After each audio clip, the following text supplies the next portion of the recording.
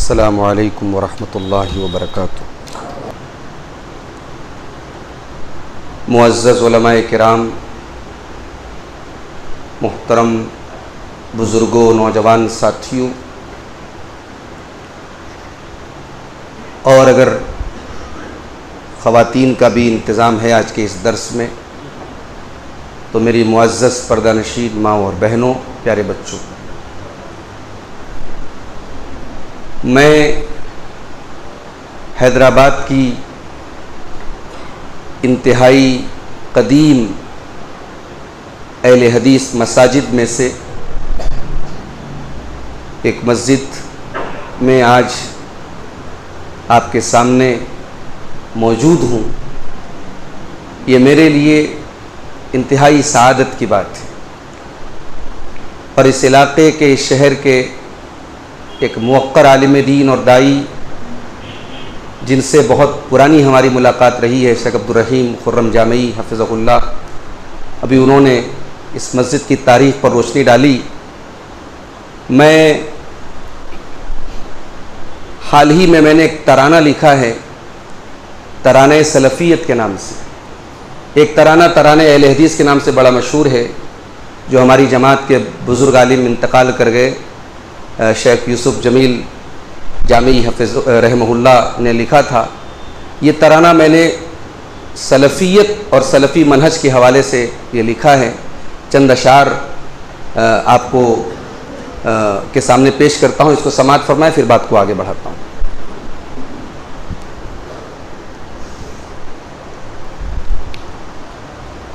ہم سلفی منہج والے ہیں، یہ منہج جان سے پیارا ہے۔ ہم سلفی منہج والے ہیں، یہ منہج جان سے پیارا ہے۔ باطل سے نہیں کچھ خوف ہمیں، ہم نے تو اسے للکارا ہے۔ ہم داعی ہیں اس منہج کے جو پیارے نبی کا منہج ہے۔ اس منہج حق پر ہر لمحہ ایک نور ہے، ایک اجیارہ ہے۔ اصحاب نبی کا یہ منہج، اسلاف اسی پر چلتے تھے۔ اس راہ سے جو بھی ہٹتا ہے، وہ حرص و ہوس کا مارا ہے۔ اس راہ سے جو بھی ہٹتا ہے، وہ حرص و ہوس کا مارا ہے۔ بدعت سے بیزار ہیں ہم، اور شرک سے ہم کو نفرت ہے۔ مشکل میں ہو یا آسانی میں، ہم نے بس رب کو پکارا ہے۔ اصحاب نبی کی الفت بھی بنیاد میں ہے اس منہج کے۔ اصحاب نبی کی الفت بھی بنیاد میں ہے اس منہج کے۔ اصحاب نبی پر جو بھونکے، وہ نفس و ہوا کا مارا ہے۔ تحریف نہیں، تعویل نہیں، تحقیق ہی اپنا منہج ہے۔ تحریف نہیں، تعویل نہیں، تحقیق ہی اپنا منہج ہے۔ اس منہج کو اسلاف نے اپنے خون جگر سے نکھارا ہے۔ اس منہج کو اسلاف نے اپنے خون جگر سے نکھارا ہے۔ ولیوں سے محبت ہے ہم کو، ولیوں سے عقیدت ہے ہم کو، لیکن ہم ان کو رب جانے، ہرگز نہ ہمیں یہ گوارا ہے۔ لیکن ہم ان کو رب جانے، ہرگز نہ ہمیں یہ گوارا ہے۔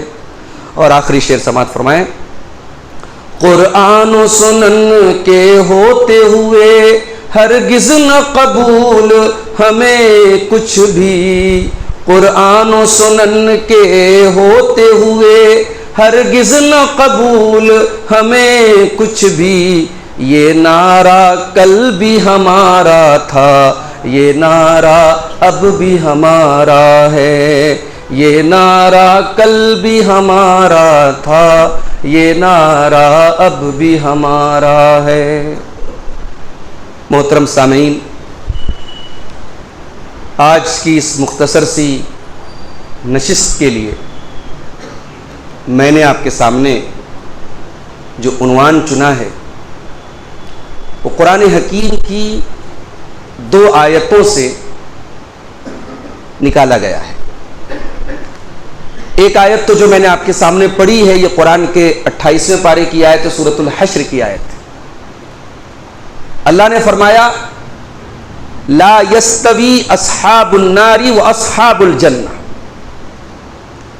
اللہ کے بندوں کی 2 کیٹیگری ہے، انسانوں کی 2 کیٹیگری ہے، ایک اصحاب النار ہے، ایک اصحاب الجنہ ہے، ایک جہنم میں جانے والے ہیں، ایک جنت میں جانے والے ہیں، دونوں ایکول نہیں ہو سکتے، دونوں برابر نہیں ہو سکتے۔ لا یستوی، دنیا کے اعتبار سے ہو سکتا ہے اصحاب النار کو زیادہ ترقی مل جائے، دنیا میں ہو سکتا ہے کہ اللہ کی بارگاہ میں جن کو جہنم میں جانا ہے وہ دنیا میں بہت ترقی حاصل کر لیں، اور اللہ کی بارگاہ میں جن کے حق میں جنت کا فیصلہ ہے وہ دنیا میں بہت پریشان، مگر دونوں برابر نہیں ہو سکتے۔ لا یستوی اصحاب النار و اصحاب الجنہ، اللہ نے کہا کہ جہنمی اور جنتی برابر نہیں ہو سکتے۔ اصحاب الجنت ہم الفائزون، کیونکہ جنت میں جانے والے ہی کامیاب ہیں۔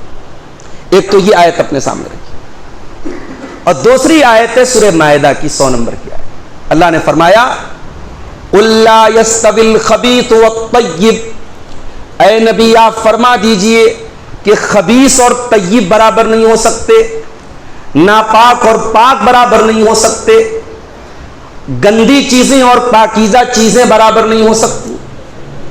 وَلَوْ أَعْجَبَكَ كَثْرَةُ الْخَبِيثِ، اگرچہ خبیث کی کثرت تمہیں دھوکے میں ڈال دے، کوئی چیز زیادہ ہے، میجورٹی میں ہے، تو اس کا مطلب یہ نہیں کہ وہ صحیح ہے۔ ایسا ممکن ہے اور ایسا ہوتا ہے کہ جو چیز اللہ کی نظر میں خبیث ہے وہ بہت زیادہ ہے، اور جو اللہ کی نظر میں طیب ہے وہ کم ہے۔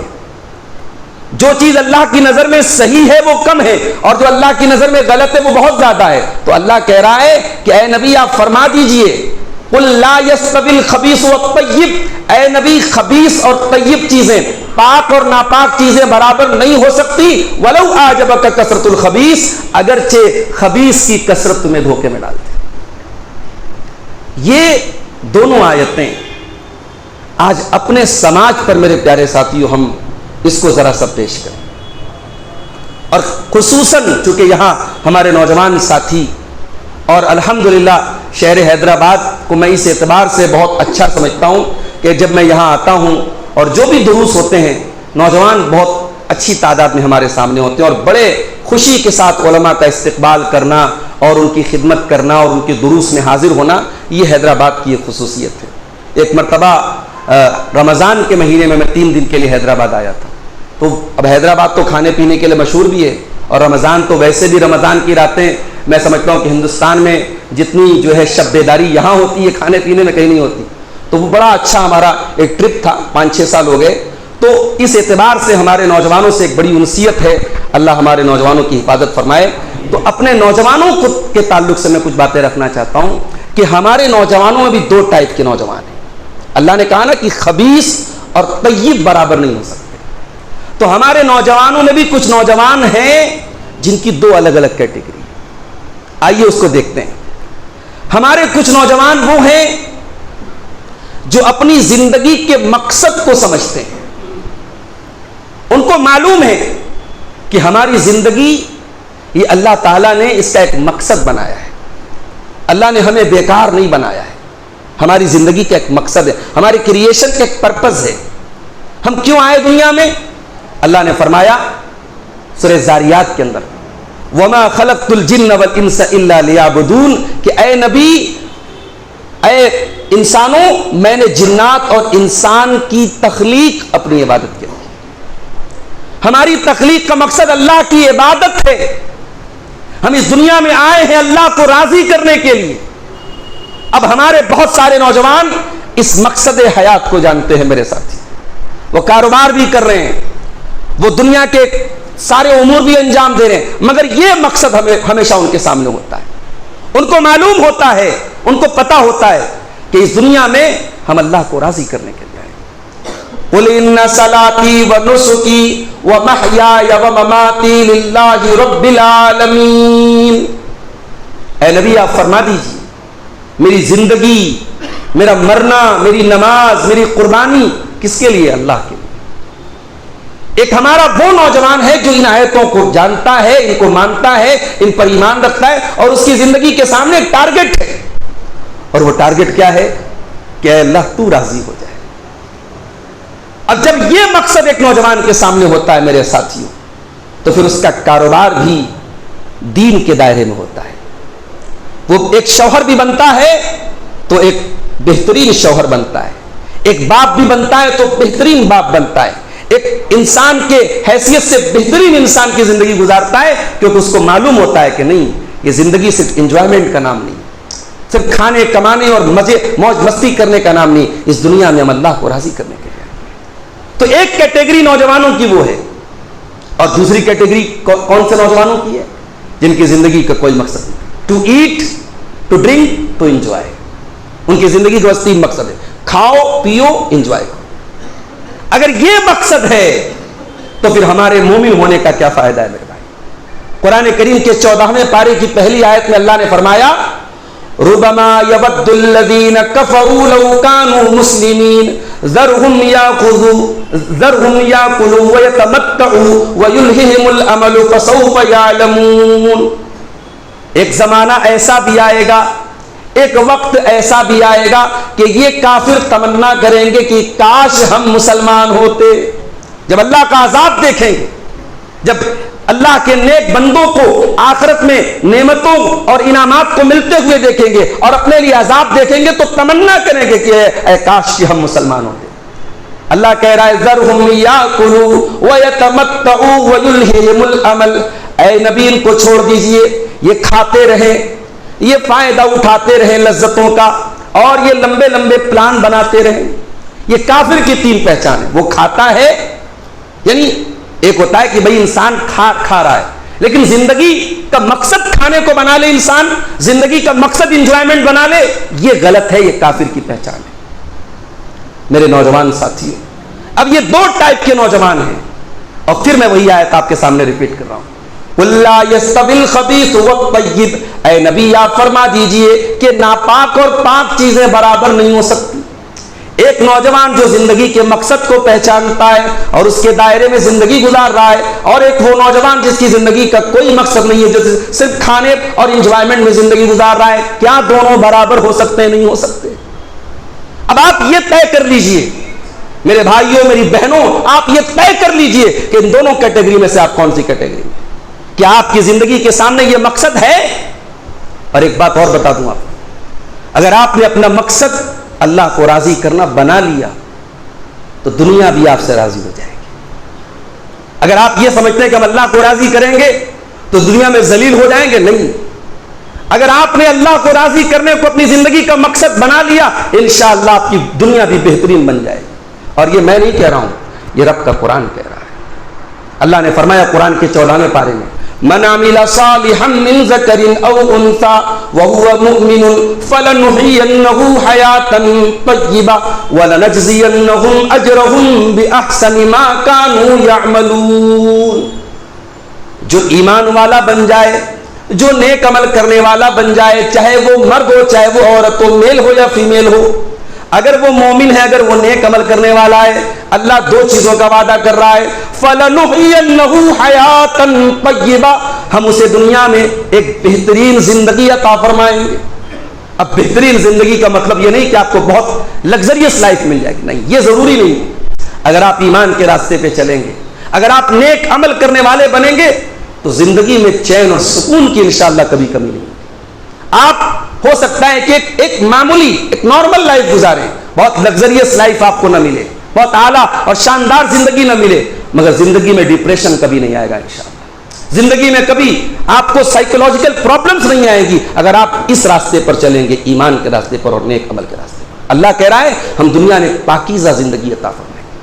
کبھی آپ نے غور کیا ہے ہمارے پیارے نبی صلی اللہ علیہ وسلم کی زندگی میں کتنے غم آئے, کتنے دکھ آئے؟ آج ہماری اور آپ کی حالت کیا ہے؟ ذرا سا ہمارے ذہن کے ناموافق کوئی بات ہوتی ہے, ہمارے ذہن کے خلاف کوئی بات ہوتی ہے, ہم ٹینشن میں آ جاتے ہیں, ہم پریشان ہو جاتے ہیں. اگر ہمارے خلاف کوئی بات ہونے لگے تو ہم اندر ہی اندر گھٹنے لگتے ہیں. ارے ہمارے نبی کے خلاف ہر منٹ بات ہو رہی تھی بھائی, پورا مکہ ہمارے نبی کا دشمن بنا تھا. ہمارے نبی قرآن پڑھ رہے ہیں, لوگ سیٹیاں بجا رہے ہیں, لوگ تالیاں بجا رہے ہیں, لوگ گالیاں دے رہے ہیں, لوگ شاعر بول رہے ہیں. ہمارے نبی کا اپنا چچا اللہ کے نبی دعوت کے میدان میں نکلتے ہیں, اوقاس کے بازار میں جاتے ہیں, مکے کے بازاروں میں جاتے ہیں کہ جو لوگ حج کرنے آئے انہیں توحید کی دعوت دے دیں. چچا پیچھے سے جا کے کہتا ہے ابو لہب کیا کہتا ہے, خبردار اس کی بات مت ماننا, یہ شاعر ہے, یہ جادوگر ہے, یہ پاگل ہے, اس کی بات مت ماننا. ہمارے نبی نے کیا کیا جھیلا ہے میرے بھائی. نماز پڑھ رہے ہیں آپ کے اوپر لا کے کوئی گندگی لا کے ڈال دیتا ہے, کوئی آپ کے گلے میں چادر ڈال کے آپ کا گلا دبانے کی کوشش کرتا ہے. بدر کے میدان میں آپ کے اپنے لوگ, اپنے خاندان کے لوگ آپ سے لڑنے کے لیے آئے, احد کے میدان میں لڑنے کے لیے آئے.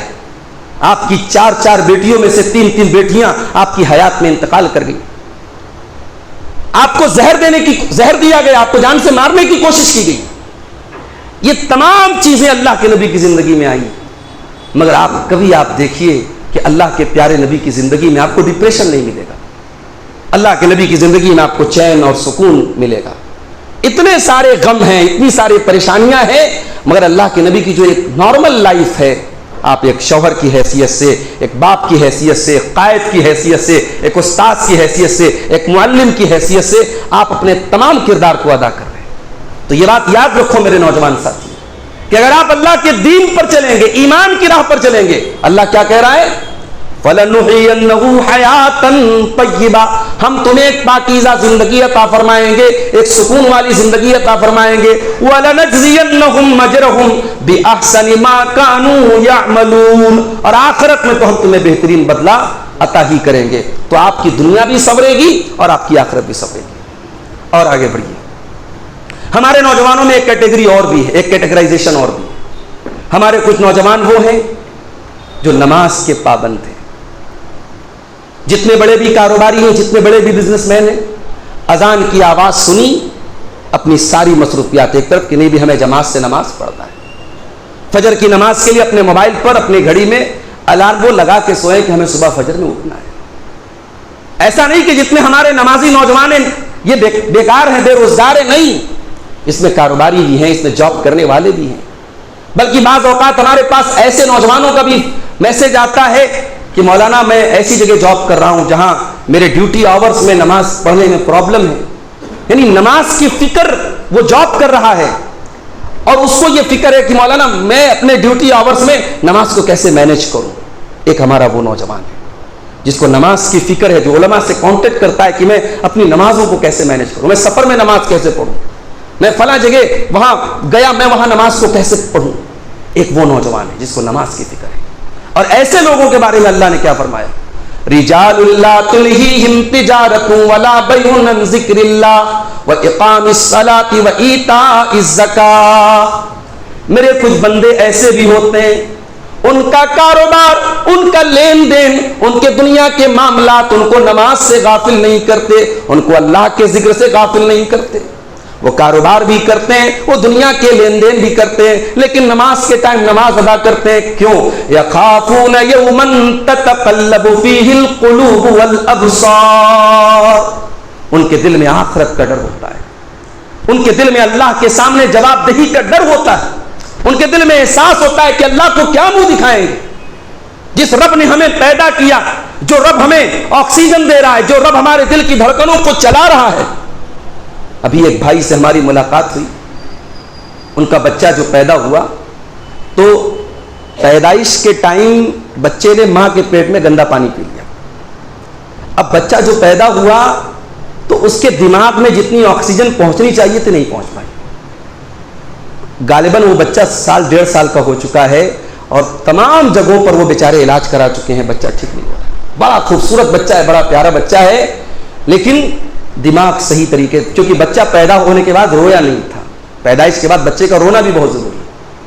آپ غور کرو میرے بھائیو, ایک ذرا سا بچہ نہیں رویا تو ماں باپ کے لیے آزمائش بن گیا, اس کا دماغ صحیح طریقے سے کام نہیں کر رہا.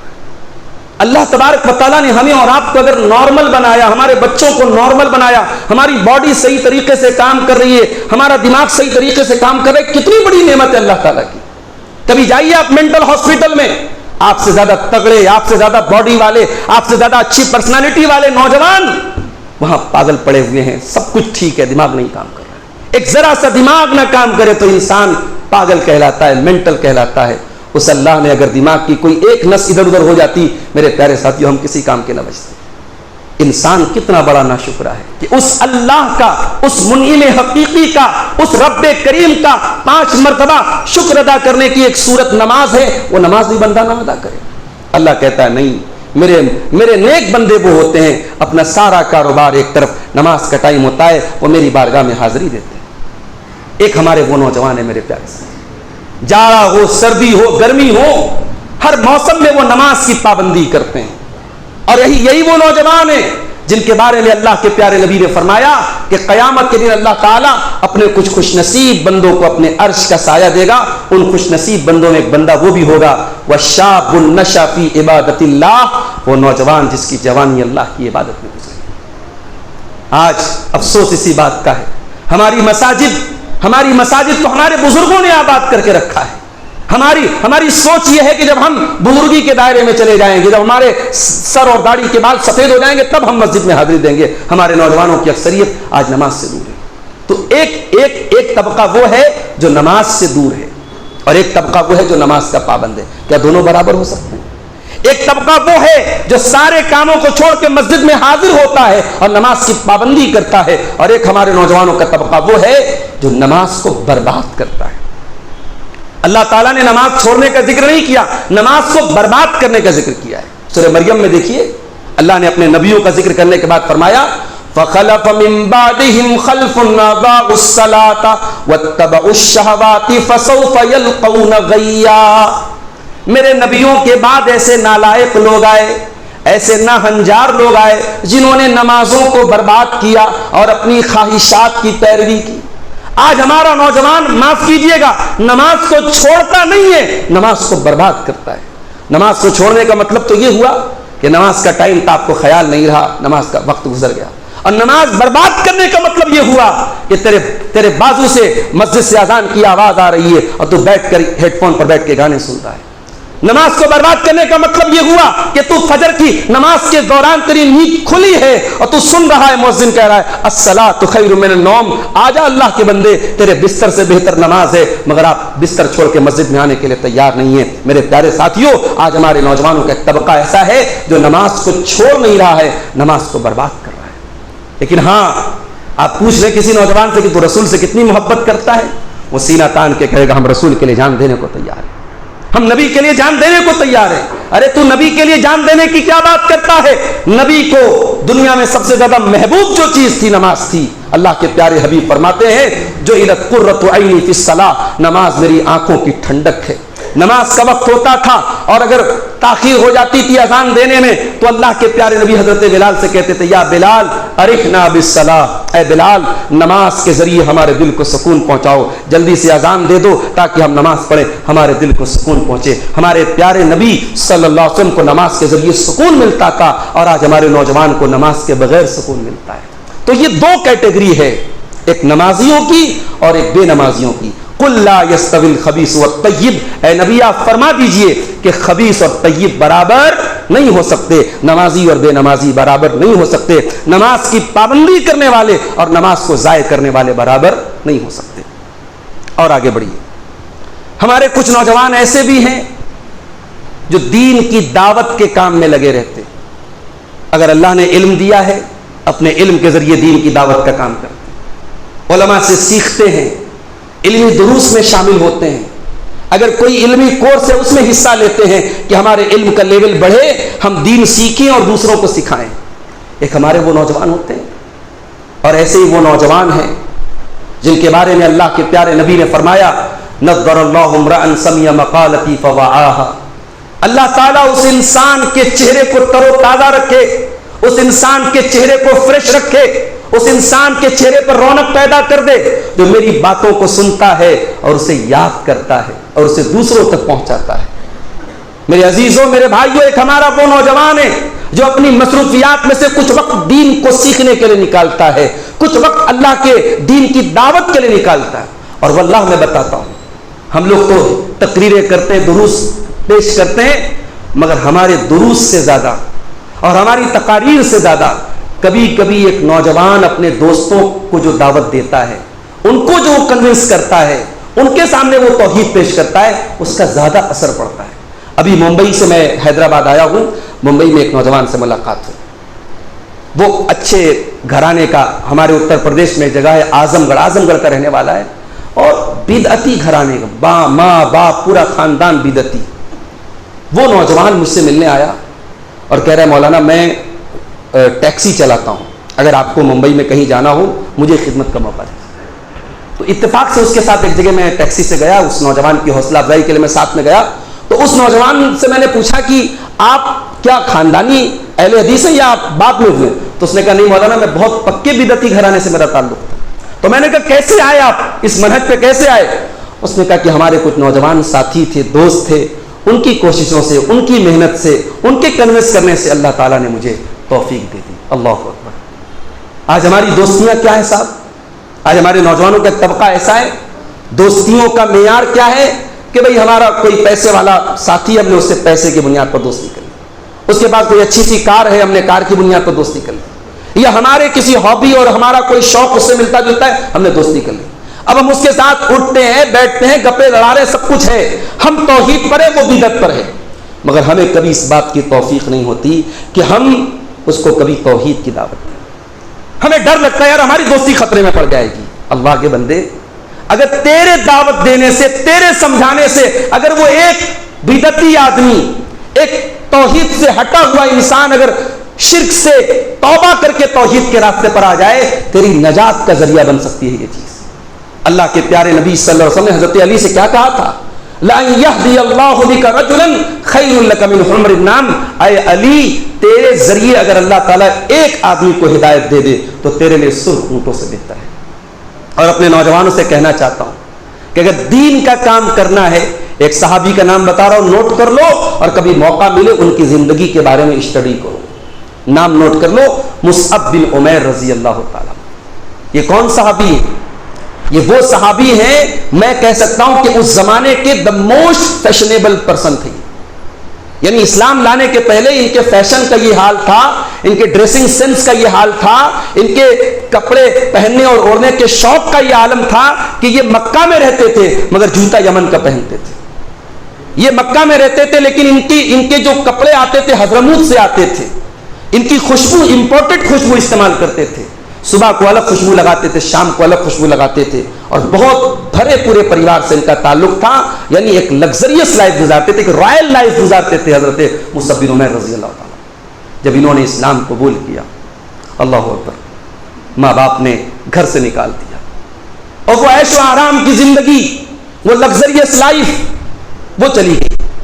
اور مصعب بن عمیر رضی اللہ تعالیٰ عنہ جو کل تک مکے میں سب سے فیشنیبل انسان تھے، سب سے خوبصورت کپڑا پہنتے تھے، سب سے اچھی خوشبو لگاتے تھے، آج کپڑے پھٹے پرانے ہیں، وہ سیدھا سے کپڑے ہیں اور مکہ کی گلیوں میں چلتے ہیں، اور صحابہ کرام دیکھتے تو کہتے ہیں کہ اللہ، یہ مصعب بن عمیر ہے جو مکے کا سب سے رونق والا اور سب سے خوبصورت کپڑے پہننے والا نوجوان تھا، آج اس نے ایمان کے لیے اور اسلام کے لیے کیا کیا قربان کر دیا، اپنا عیش و آرام قربان کر دیا، اپنی وہ خوبصورت زندگی قربان کر دی۔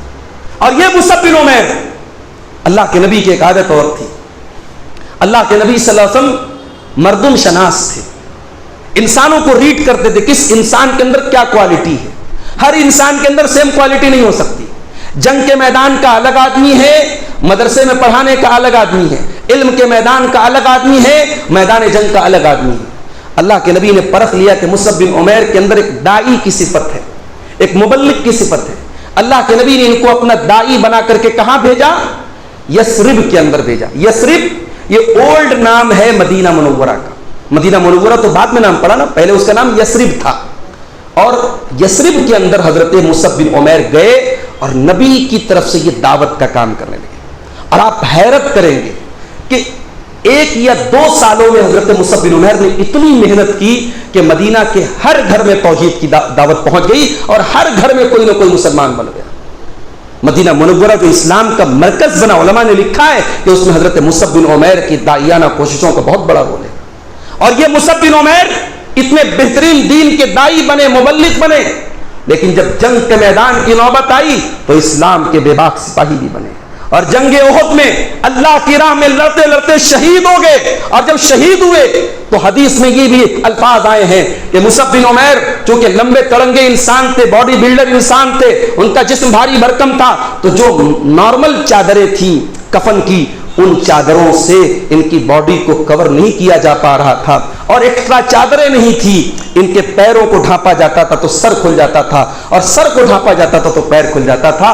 مصعب بن عمیر رضی اللہ تعالیٰ عنہ جن کے فیشن کا کسی زمانے میں نام تھا، آج اللہ کی راہ میں شہید ہوئے ہیں. تو ان کے بدن کو کور کرنے کے لیے، ان کی باڈی کو کور کرنے کے لیے میرے نبی کے پاس کفن کے کپڑے نہیں ہیں. ان کے پیروں کو، ان کے سر کو ڈھانپا گیا اور پیر کے اوپر اسکر گھاس کو ڈال کر کے ان کو قبر میں اتارا گیا. میرے نوجوان ساتھیوں، آپ کے لیے آئیڈیل یہ ہستیاں ہیں، آپ کے لیے ماڈل یہ ہستیاں ہیں. آج آپ کی زندگی میں دعوت کہاں ہے میرے پیارے ساتھیوں؟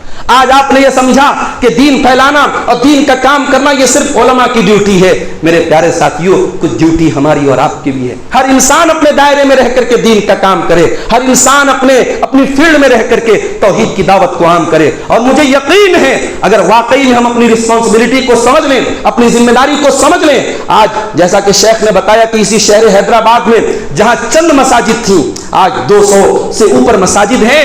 یہ ہمارے دعات کے کاموں کی برکت ہے، یہ ہمارے علماء کے کاموں کی برکت ہے. اور انشاءاللہ اگر ہمارے نوجوان اپنی اس ڈیوٹی کو سمجھ لیں اور اپنے اپنے میدانوں میں دعوت کا کام صحیح طریقے سے کریں، علماء سے جڑ کر کے کریں، انشاءاللہ آنے والے چند سالوں میں ہم اور بڑا انقلاب دیکھیں گے. یہ توحید کی دعوت ہے، یہ اللہ کے رسول کا منہج ہے. میرے پیارے ساتھیوں، یہ فطرت کی آواز ہے. آپ پیش کریں. اگر آپ کے ذریعے کسی ایک انسان کو ہدایت مل گئی، یہ آپ کے لیے دنیا کی سب سے بڑی دولت ہے. تو ایک ہمارا وہ نوجوان ہے جس کی زندگی میں دعوت ہے اور دین کی کا کام ہے، دین کے لیے وہ ٹائم نکالتا ہے.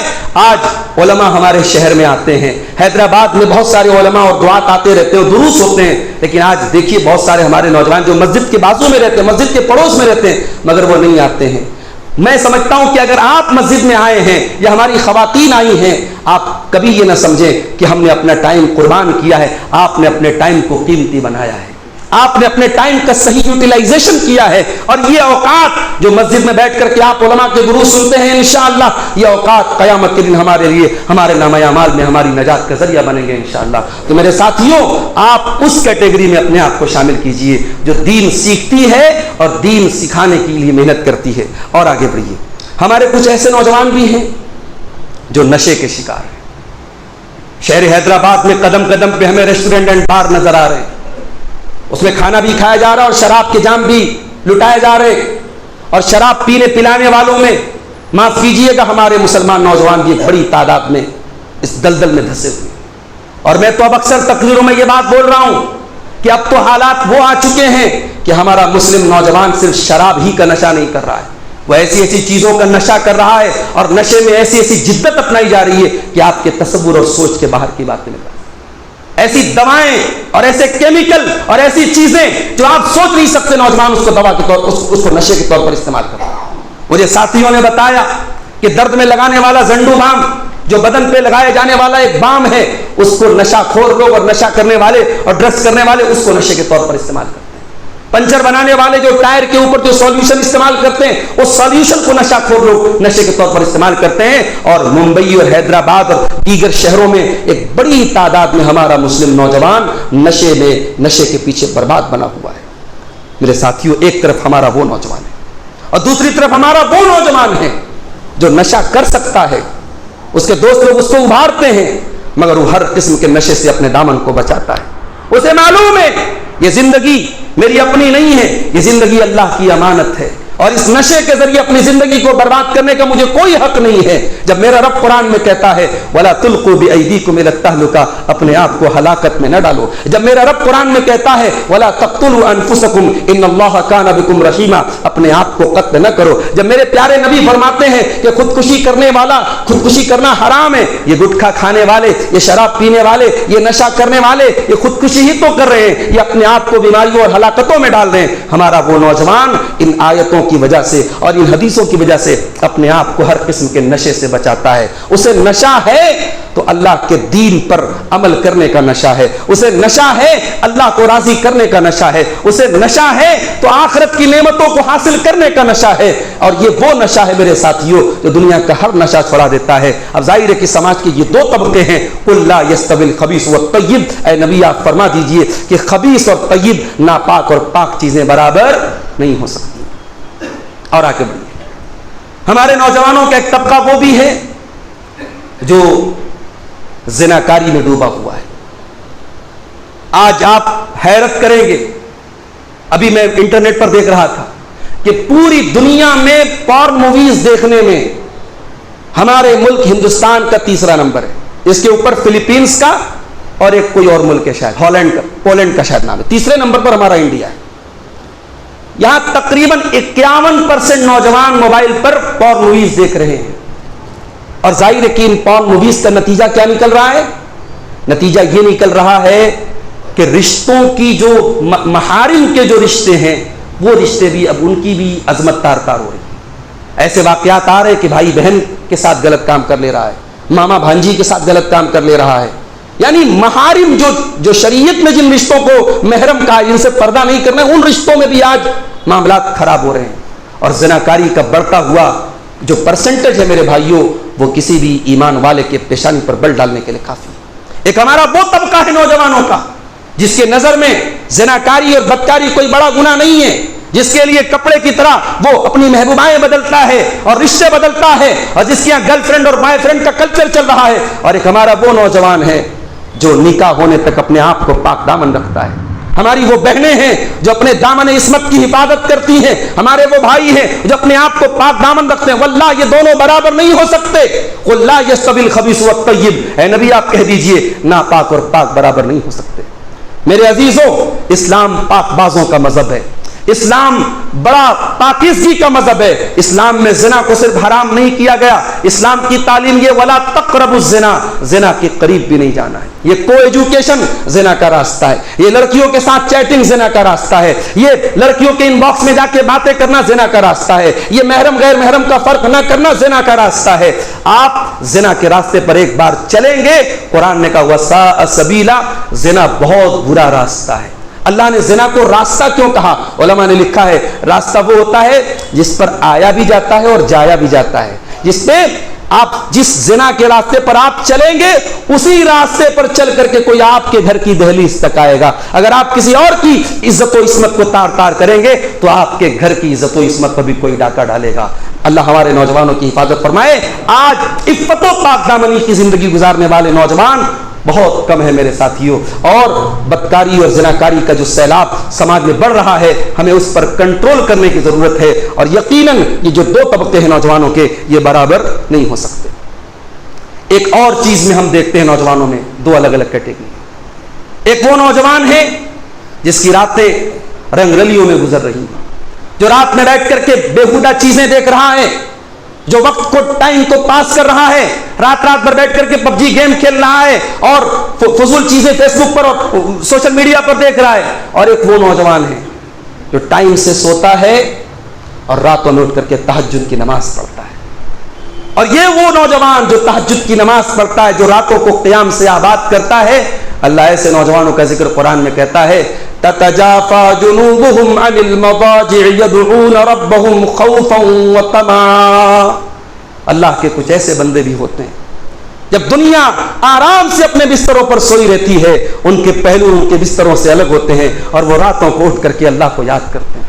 میرے بھائیوں، اقبال نے کہا تھا کچھ ہاتھ نہیں آتا بے آہ سحر گاہی، یہ رات کے اس سناٹے میں یہ رات کے اس مبارک وقت میں جب اللہ رب العالمین ہم سے اور آپ سے کہتا ہے کہ مجھ سے مانگو، میں تمہاری دعا کو قبول کروں گا، میں اپنے ان نوجوانوں سے کہنا چاہتا ہوں جو زندگی میں کسی مقصد کے لیے پریشان ہے، کوئی میڈیکل کا اسٹوڈنٹ ہے، نیٹ کا ایگزام پاس کرنے کے لیے پریشان ہے، کوئی سول سروسز کی تیاری کر رہا ہے، کوئی بزنس کے لیے پریشان ہے، کوئی شادی شدہ انسان اولاد کے لیے پریشان ہے، آؤ اس مبارک وقت کی قیمت کو سمجھو، آؤ 5 وقت کی نماز کی پابندی کے ساتھ اپنی راتوں کو تہجد سے آباد کرو، قیام اللیل کرو، اور اللہ کے سامنے بھکاری بن کے بیٹھ جاؤ اور اللہ سے اپنی وہ مانگے اللہ کے سامنے پیش کرو۔ میرے پیارے ساتھیوں، قرآن کہتا ہے فلا تعلم نفس ما اخفی لهم من قرۃ اعین، تہجد پڑھنے والوں کی آنکھوں کی ٹھنڈک کا اللہ نے کیا سامان تیار کر کے رکھا ہے کوئی نہیں جانتا۔ اللہ آپ کے دلوں کی مرادوں کو انشاءاللہ پوری کرے گا۔ میرے عزیزوں، قیام اللیل سے اپنی راتوں کو آباد کرو۔ آج ہمارا یہ نوجوانوں کا 2 طبقہ ہے، ایک وہ ہے جن کی راتیں عیاشیوں میں گزر رہی ہیں، اور ایک وہ ہیں جن کی راتیں اللہ کی بارگاہ میں رونے میں اور اللہ کی بارگاہ میں قیام اللیل میں گزر رہی ہیں۔ یہ قابل مبارکباد ہیں جن کی راتیں اللہ کی راہ میں اللہ کی بارگاہ میں رونے میں گزرتی ہیں، اور جس کی آنکھ سے ایک قطرہ بھی اللہ کی بارگاہ میں اللہ کے خوف سے اگر نکلا ہے، اللہ کے نبی فرماتے ہیں کہ وہ قطرہ اللہ کو بہت محبوب ہے۔ 2 قطرے اللہ تعالیٰ کو بہت محبوب ہیں، ایک وہ آنسو کا قطرہ قطرۃ دموع من خشیۃ اللہ، ایک اللہ کے خوف سے بہنے والا آنسو کا قطرہ، وقطرۃ دم تہراق فی سبیل اللہ، اور ایک خون کا قطرہ جو اللہ کی راہ میں بہتا ہے۔ اب 2-3 پوائنٹ اور بات کر کے ہم بات ختم کریں گے۔ ایک اور چیز ہم اپنے نوجوانوں میں دیکھتے ہیں، اور وہ کیا ہے؟ طاقت کا غلط استعمال۔ ایک ہمارا وہ نوجوان ہوتا ہے، ذرا سی طاقت ملی اس کا غلط استعمال۔ آج راتوں میں آپ دیکھیے بائک اسٹنٹ ہو رہا ہے پوری اسپیڈ میں، یعنی ایسی اسپیڈ میں جو جان لیوا ہے، وہ بائک چلا رہے ہیں، کار چلا رہے ہیں۔ ہمارے یو پی میں ایک بہت بڑا ہائی وے بنا، ایکسپریس ہائی وے، پوروانچل ایکسپریس ہائی وے، اس پہ ایک نئی کار لے کر کے ایک نوجوان نکلا، اور غالباً جو ہے BMW لے کر کے نکلا تھا، اور پوری اسپیڈ میں اس نے 200 کی اسپیڈ میں گاڑی چلائی، اور گاڑی کا باقاعدہ اس نے لائیو ویڈیو چلایا تھا، اور اچانک ایکسیڈنٹ ہوا، اور لائیو ویڈیو میں دکھایا گیا پوری گاڑی کے پر کچے اڑ گئے، نہ وہ بچا نہ اس کے ساتھی بچے۔ اپنی زندگی کو داؤں پہ لگا کے ہمارا نوجوان اپنی طاقت کا، اپنے ہنر کا، اپنے پیسے کا غلط استعمال۔ ارے اللہ نے اگر تجھے دولت سے نوازا ہے، اللہ نے تجھے طاقت سے نوازا ہے، یہ طاقت غرور کرنے کے لیے نہیں ہے، یہ دولت تکبر کے لیے نہیں ہے، اس دولت کا صحیح استعمال کرو، اچھا کھاؤ، اچھا پہنو، اچھا اپنے بچوں کو پہناؤ، اور اس دولت کو صحیح جگہ استعمال کرو۔ امت کو بہت سارے مصارف میں آج دولت کی ضرورت ہے، تو اپنے جھوٹے شوق کے لیے اور اپنی نمائش کے لیے اور ریا و نمود کے لیے تو دولت کا اظہار کرتا ہے۔ میرے پیارے ساتھیوں، اللہ نے اگر آپ کو پیسے کی طاقت دی ہے، اللہ نے آپ کو جسمانی طاقت دی ہے، اللہ نے آپ کو سماج میں اسٹیٹس کی طاقت، جو بھی طاقت دی ہے، لَتُسْأَلُنَّ يَوْمَئِذٍ عَنِ النَّعِيمِ، اللہ کیا ان نعمتوں کا حساب ہوگا، اللہ کیا ان نعمتوں کا حساب ہوگا۔ اگر آپ کو اللہ نے جسمانی طاقت دی ہے اور اس طاقت سے کسی کمزور کو مارا ہے، اللہ نے مال کی طاقت دی ہے اور اس مال کی طاقت سے تکبر کیا ہے، اللہ نے سماج میں رتبہ اور مقام دیا تھا اور آپ نے اس کا غلط استعمال کیا ہے، اللہ کی پکڑ ہوگی۔ میرے ساتھیوں، طاقت کا صحیح استعمال کرو۔ ہمارے نوجوانوں میں یہ 2 طبقے بھی موجود ہیں، ایک وہ جو طاقت کا صحیح استعمال کرتے ہیں، اور ایک وہ جو طاقت کا غلط استعمال کرتے ہیں۔ اور ایک اور چیز اپنے نوجوانوں میں ہم دیکھتے ہیں، حیا کی کمی۔ ایک شاعر کہتا ہے، سنبھل کر گفتگو کرنا بزرگوں کہ اب بچے پلٹ کر بولتے ہیں۔ ایک زمانہ تھا بچہ سگریٹ پی رہا ہے، کوئی بڑے میاں گزرے، چچا گزرے، اور چچا نے کہا بیٹا کیا کر رہے ہو، تو وہ بڑے میاں کا احترام کرتا تھا، سگریٹ پھینک دیتا تھا۔ آج چچا کی ہمت نہیں کہ بچے کو بول دے کہ سگریٹ مت پی، وہ چچا کو ایسا سنائے گا کہ چچا بیچارے دائیں بائیں ہو جائیں گے۔ تو یہ دور وہ آ گیا کہ سنبھل کر گفتگو کرنا بزرگوں کہ اب بچے پلٹ کر بولتے ہیں، حیا ختم ہو گئی، بڑوں کا احترام ختم ہو گیا، اور ہماری لڑکیوں اور ہماری عورتوں کے اندر بھی اللہ معاف کرے حیا کی بے حد کمی ہوتی چلی جا رہی ہے۔ میرے ساتھیوں، اسلام ایک ایسا دین ہے جو حیا والا دین ہے، اسلام کا کیریکٹر حیا ہے۔ اللہ کے پیارے نبی صلی اللہ علیہ وسلم فرماتے ہیں، لِكُلِّ دِينٍ خُلْقٌ وَخُلْقُ الْإِسْلَامِ الْحَيَاءُ، ہر دین کا ایک کیریکٹر ہے اور اسلام کا کیریکٹر حیا ہے۔ اگر آپ اسلام پر چلنے والے ہیں، آپ کے اندر حیا ہونی چاہیے۔ بے حیائی، بے شرمی، بے غیرتی آج ہمارے مسلم نوجوان کی پہچان بنی ہوئی ہے۔ آج آپ دیکھ لیں، آپ چاہے کسی چائے کے اڈے پہ جا کے دیکھ لیں، کسی بریانی کے ہوٹل میں جا کے دیکھ لیں، کہیں پر بھی جا کے دیکھ لیں، آج بڑی تعداد میں مسلمان لڑکیاں، نوجوان لڑکیاں، ان کا ڈریس، ان کے کپڑے، ان کے پہناوے یہ بتا دیں گے کہ یہ شرم و حیا سے بہت دور ہیں۔